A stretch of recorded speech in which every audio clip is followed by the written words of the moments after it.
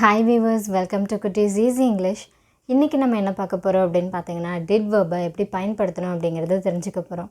அதுக்கு முன்னாடி நம்ம சேனலை நீங்கள் இன்னும் சப்ஸ்கிரைப் பண்ணல அப்படின்னா மறக்காமல் சப்ஸ்கிரைப் பண்ணி பக்கத்தில் இருக்கிற பெல் ஐக்கனையும் ப்ரெஸ் பண்ணிக்கோங்க. அப்போ தான் நான் போடுற வீடியோஸ் எல்லாமே உங்களுக்கு நோட்டிஃபிகேஷனில் வரும். நம்ம போன கிளாஸ்லேயே பார்த்தோம் எந்த ஒரு verb எடுத்துட்டாலும் அதுக்கு 3 ஃபார்ம்ஸ் இருக்கும் அப்படின்னு சொல்லி இல்லையா. ஸோ V1, V2, V3ன்னு சொல்லலாம். இல்லைனா பேஸ் ஃபார்ம், பாஸ்ட் டென்ஸில் பயன்படுத்தக்கூடியது அண்ட் பாஸ்ட் பார்ட்டிசிபிள் ஃபார்ம் அப்படின்னு சொல்லிட்டு 3 ஃபார்ம்ஸ் வந்து இருக்க போகுது இல்லையா. அதே மாதிரி டூ வெர்புக்கும் வந்து பார்த்திங்கன்னா 3 ஃபார்ம்ஸ் வந்து இருக்குது. டூ, டிட், டன் அப்படின்னு 3 ஃபார்ம்ஸ் வந்து இருக்குது. ஸோ இன்றைக்கி நம்ம இந்த கிளாஸ் மூலமாக டிட் வெர்பை எப்படி பயன்படுத்தணும் அப்படிங்கிறத நம்ம பார்த்து தெரிஞ்சுக்கலாம். ஸோ நம்ம ஆல்ரெடி கிளாஸஸில் டூ அண்ட் டஸ் எப்படி பயன்படுத்தணும் அப்படிங்கிறத கவர் பண்ணிட்டோம். இன்கேஸ் நீங்கள் அதை பார்க்க மிஸ் பண்ணியிருந்தீங்க அப்படின்னா அதனோட லிங்க் நான் ஐகார்டில் கொடுக்குறேன். நீங்கள் கண்டிப்பாக அதை செக் பண்ணி பாருங்கள். டிஸ்கிரிப்ஷன் பாக்ஸ்லேயே நீங்கள் செக் பண்ணி பார்த்துக்கலாம். டிட் அப்படிங்கிற வேர்பு வந்து பார்த்திங்கன்னா நம்மளுக்கு டூ வேர்போட ஒரு இறந்த கால வடிவம் தான் டிட். ஓகேயா. ஸோ டூ அப்படின்னா நம்மளுக்கு செய் அப்படின்னு பொருள் கொடுக்கும். டிட் அப்படின்னா செய்தேன், செய்து முடித்த விஷயத்த, அதாவது ஒரு நடந்து முடிஞ்ச விஷயத்த இறந்த காலத்தில் ஒரு நடந்து முடிஞ்ச செயலை குறிப்பிட்றதுக்கு நம்ம டிட் அப்படிங்கிறத நம்ம பயன்படுத்துவோம். டிட் வெர்பை பயன்படுத்தணும் அப்படின்னா என்னென்ன ரூல்ஸ் இருக்குது அப்படிங்கிறத தெரிஞ்சுக்கலாம். ஃபர்ஸ்ட் ஒன், டிட் வெர்பை நம்ம இறந்த காலத்தில் தான் பயன்படுத்த போகிறோம் இல்லையா. அதுக்கப்புறம் சப்ஜெக்ட் நம்மளுக்கு எப்படி இருக்கணும், சப்ஜெக்ட் வந்து எதுவாக இருந்தாலும் சரி, அதாவது first person, second person, third person, singular, plural, இப்படி எது அமைஞ்சாலும் சரி இறந்த கால வடிவத்தில் நம்ம குறிப்பிடுறதுக்கு டிட் வெர்பை பயன்படுத்த முடியும். ஸோ டிட் வெர்பை நம்ம எப்படி பயன்படுத்தலாம் அப்படிங்கிறதுக்கு சில எக்ஸாம்பிள்ஸ் பார்க்கலாம். ஃபர்ஸ்ட் ஒன் வந்து பார்த்திங்கன்னா ஐ டிட் திஸ். இதுக்கு என்ன அர்த்தம், நான் இதை செய்தேன் அப்படின்னு பொருள் தருது இல்லையா. ஸோ இது வந்து நம்மளுக்கு இறந்த காலத்தில் நடந்து முடிஞ்ச ஒரு நிகழ்வு.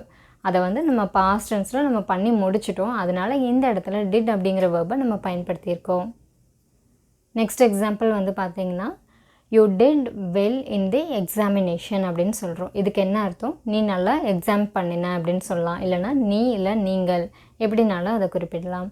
ஸோ இந்த இடத்துல நம்ம எக்ஸாம் எழுதி முடிச்சிட்டாங்க அவங்க, அதனால நம்ம டிட் அப்படிங்கிற வேர்பை நம்ம இறந்த கால ஃபார்ம் நம்ம பயன்படுத்தியிருக்கோம். நெக்ஸ்ட் எக்ஸாம்பிள் பார்த்திங்கன்னா John did a great job. இதுக்கு என்ன அர்த்தம், இது வந்து ஒரு கைண்ட் ஆஃப் ஒரு அப்ரிஷியேட் பண்ணுற மாதிரியான ஒரு சென்டென்ஸ். யாராவது ஒரு நல்ல விஷயம் பண்ணிட்டாங்க அப்படின்னா நம்ம வந்து அவங்கள எப்படி அப்ரிஷியேட் பண்ணலாம், you did a good job, you did a great job அப்படின்னு நம்ம சொல்கிறோம். ஸோ ஒரு விஷயத்தை அவங்க பண்ணி முடிச்சுட்டாங்க, அதுக்கு நம்ம அப்ரிஷியேட் பண்ணுறோம். அதனால இந்த இடத்துல நம்ம டிட் அப்படிங்கிற பாஸ்ட் ஃபார்ம் பயன்படுத்தியிருக்கோம். நெக்ஸ்ட் எக்ஸாம்பிள் பார்த்திங்கன்னா we did everything we could to help அப்படின்னு சொல்கிறோம். இதுக்கு என்ன அர்த்தம், எங்களால் என்னென்ன பண்ண முடியுமோ எல்லா உதவியும் நாங்கள் செஞ்சோம் அப்படின்னு நம்ம சொல்கிறோம் இல்லையா. ஸோ இந்த இடத்துல வந்து பார்த்திங்கன்னா அது இறந்த கால வடிவம் அப்படிங்கிறதுனால நம்ம டிட் அப்படிங்கிற வேர்பை நம்ம பயன்படுத்தியிருக்கோம். ஸோ இந்த மாதிரி நம்ம நடந்து முடிஞ்ச ஒரு நிகழ்வுகளுக்கு நம்ம வந்து டிட் அப்படிங்கிற வேர்பை பயன்படுத்த முடியும். நெக்ஸ்ட்டு வந்து நம்ம எப்படி டிட் நாட் அப்படிங்கிற ஒரு நெகட்டிவ் சென்டென்ஸ் வந்து ஃபார்ம் பண்ண முடியும் அப்படிங்கிறத பார்க்கலாம். ஸோ நம்ம வந்து ஆல்ரெடி பார்த்த மாதிரி எந்த ஒரு சென்டென்ஸையும் நம்ம நெகட்டிவ் சென்டென்ஸாக மாற்றணும் அப்படின்னா அந்த இடத்துல நாட் அப்படிங்கிற ஒரு நெகட்டிவ் வேர்டை நம்ம ஆட் பண்ணிட்டோம் அப்படின்னா அந்த சென்டென்ஸ் முழுமையும் நம்மளுக்கு நெகட்டிவாக மாறிடும். ஸோ அதே மாதிரி இப்போ நம்ம வந்து டிட் அப்படிங்கிற வேர்பு கூட நாட் அப்படிங்கிற வேர்பை பயன்படுத்தி, நாட் அப்படிங்கிற ஒரு வேர்டை பயன்படுத்தி டிட் நாட் இல்லைனா டிடன்ட் அப்படிங்கிற ஷார்ட் ஃபார்ம் நம்ம பயன்படுத்த போகிறோம். ஸோ ஃபர்ஸ்ட் எக்ஸாம்பிள் வந்து பார்த்திங்கன்னா he did not eat well, he didn't eat well அப்படின்னு நம்ம சொல்கிறோம். ஸோ இதுக்கு என்ன அர்த்தம், அவன் சரியாக சாப்பிடலை அப்படின்னு நம்ம சொல்கிறோம். ஸோ இந்த இடத்துல நீங்கள் கவனிச்சிங்கன்னா நம்ம நாட் அப்படிங்கிற வேர்டு ஆட் பண்ணியிருக்கோம். எதுக்காக அப்படின்னா சாப்பிடவில்லை அப்படின்ற ஒரு நெகட்டிவ் தன்மை கொடுக்கறதுக்காக நம்ம நாட் அப்படிங்கிறத டிட் கூட பயன்படுத்தியிருக்கோம். அண்ட் அது மட்டும் இல்லாமல் நம்ம டிட் பயன்படுத்துகிறோம் அப்படின்னா எப்போவுமே அது கூட மெயின் வேர்பு வந்து பார்த்திங்கன்னா பேஸ் ஃபார்மாக மட்டும்தான் இருக்க முடியும். ஸோ இந்த இடத்துல நம்ம ஈட் அப்படிங்கிற பேஸ் ஃபார்ம் தான் பயன்படுத்தணுமே தவிர ஏட் அப்படிங்கிற பாஸ்ட் ஃபார்ம் பயன்படுத்தக்கூடாது. ஸோ அதனால் நம்ம எப்படி சொல்கிறோம், he did not eat well அப்படின்னு நம்ம சொல்கிறோம். நெக்ஸ்ட் எக்ஸாம்பிள் வந்து பார்த்திங்கன்னா தே டிடன்ட் கம். இதுக்கு என்ன அர்த்தம், அவங்க வரல அப்படின்னு சொல்கிறோம். ஸோ இதுவும் நம்மளுக்கு இறந்த காலத்தில் நடந்த நிகழ்வு. அதனால் நம்ம இந்த இடத்துல டிடன்ட் அப்படிங்கிற வேர்பை நம்ம பயன்படுத்தியிருக்கோம்.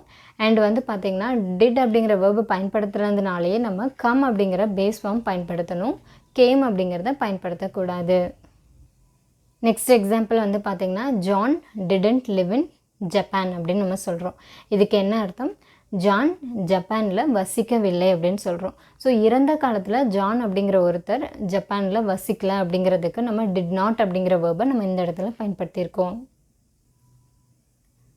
நெக்ஸ்ட்டு டிட் வேர்பை பயன்படுத்தி எப்படி கொஸ்டின்ஸ் ஃபார்ம் பண்ணலாம் அப்படிங்கிறத பார்க்கலாம்.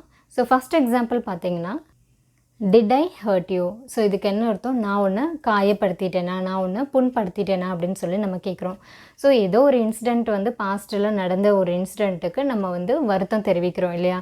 நம்ம வந்து டிட் ஐ ஹர்ட் யூ, நான் உன்னை காயப்படுத்திட்டேனா அப்படின்னு சொல்லிட்டு நம்ம இறந்த காலத்தில் நடந்த நிகழ்வுக்காக நம்ம பேசுகிறோம். அதனால் இந்த இடத்துல நம்ம டிட் அப்படிங்கிற வேர்பை பயன்படுத்தியிருக்கோம். நெக்ஸ்ட் எக்ஸாம்பிள் பார்த்தீங்கன்னா, டிட் யூ நோ தட்? இதுக்கு என்ன அர்த்தம்?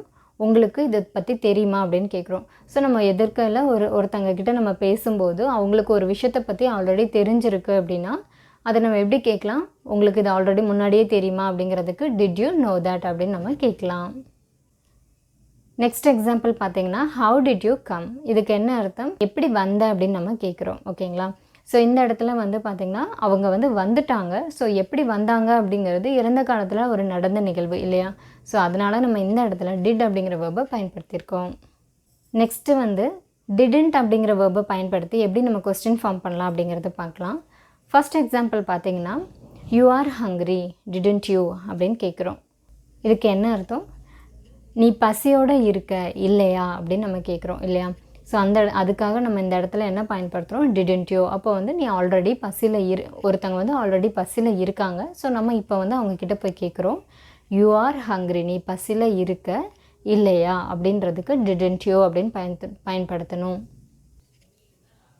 நெக்ஸ்ட் எக்ஸாம்பிள் பார்த்தீங்கன்னா, டிடன்ட் தே கம் எட் அப்படின்னு நம்ம கேட்குறோம். இதுக்கு என்ன அர்த்தம்? அவங்க இன்னும் வரலையா அப்படின்னு கேட்குறோம். ஸோ நம்ம வந்து கொஸ்டின் கேட்கும்போதே ஒரு நெகட்டிவாக கேட்குறோம், அவங்க இன்னும் வரலையா அப்படின்னு கேட்குறோம். இதே இது பாசிட்டிவாக கேட்கணுன்னா எப்படி கேட்கலாம்? டிட் தே கம் அப்படின்னு நம்ம கேட்கலாம். அப்போ அவங்க வந்துட்டாங்களா அப்படின்னு நம்ம கேட்குறோம்.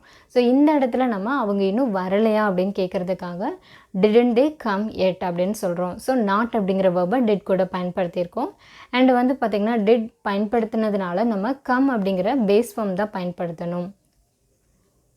ஸோ நம்ம டிட் அப்படிங்கிற வேர்பை எப்படி பயன்படுத்தணும் அப்படிங்கிறத தெரிஞ்சுக்கிட்டோம் இல்லையா?